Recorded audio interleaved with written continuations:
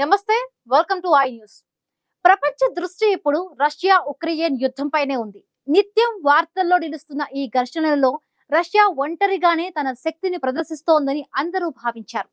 కానీ అనుకోని మలుపుగా ఉత్తర కొరియా అధినేత కిమ్ జాంగ్ ఉన్ ఈ వ్యవహారంలోకి ప్రవేశించారు. అంతేకాదు, అత్యంత ఆశ్చర్యకరమైన విషయం ఏంటంటే ఈ క్లిష్ట సమయంలో వ్యూహ రచనలో సహాయం చేయమని భారత్ ను కిమ్ కోరినట్లు విశ్వసనీయ వర్గాల ద్వారా తెలుస్తోంది. అసలు కిమ్ ఆహ్వానం వెనుక ఉన్న వ్యూహం ఏంటి?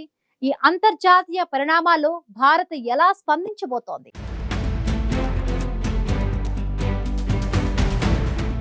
గత చాలా కాలంగా రష్యా ఉక్రెయిన్ యుద్ధం అంతర్జాతీయ రాజకీయాల్లో ఒక ప్రధాన అంశంగా మారింది.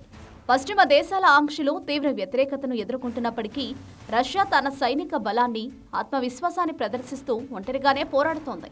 అయితే ఇటీవలి కాలంలో రష్యాకు కొన్ని కీలక రంగాల్లో, ముఖ్యంగా ఆర్థిక, సైనిక సహకారం అవసరమన్న సంకేతాలు అంతర్జాతీయ పరిశీలకులకు కనిపించాయి.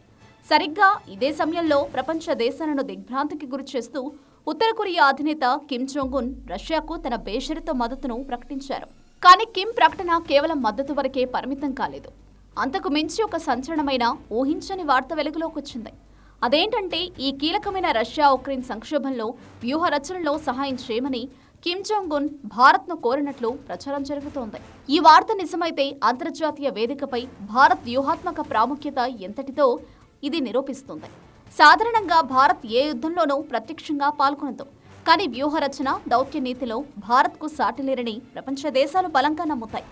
అందుకే చాలా దేశాలు భారత్ను ఒక అత్యంత శక్తివంతమైన దౌత్యనీతి దేశంగా, కొన్ని సందర్భాల్లో తమ ప్రయోజనాలకు భంగం కలిగించగల శక్తిగా కూడా చూస్తాయి. ఈ నమ్మకమే కిమ్ జాంగ్ ఉన్ ను భారత్ వైపు చూసేలా చేసిందని భావిస్తున్నారు. నిజంగా ఈ పరిణామం భారత్కు ఒక చారిత్రాత్మకమైన అవకాశం.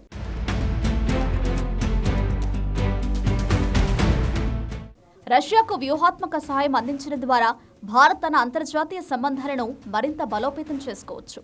ప్రపంచ రాజకీయాల్లో తన ప్రభావాన్ని, స్థానాన్ని మరింత పటిష్టం చేసుకోవచ్చు. ఇది భారత్కు ఒక గొప్ప దౌత్యపరమైన విజయంగానూ నిలుస్తుంది. మరి కిమ్ జాంగ్ ఉన్ ఆహ్వానం వెనుక ఉన్న నిజమైన వ్యూహం ఏమిటి? ఉత్తర కొరియా వంటి ఏకాకి దేశం భారత్ సహాయాన్ని ఎందుకు కోరుకుంటోంది? ఈ సవాలును భారత్ ఎలా ఎదుర్కొంటుంది? ప్రపంచ దేశాలు, ముఖ్యంగా పశ్చిమ దేశాలు ఈ పరిణామంపై ఎలా స్పందిస్తాయి? ఈ ప్రశ్నలకు సమాధానాలు రాబోయే రోజుల్లోనే చూడాలి. భారత్ తీసుకున్న నిర్ణయం అంతర్జాతీయ సంబంధాలపై గణనీయమైన ప్రభావాన్ని చూపడం ఖాయం.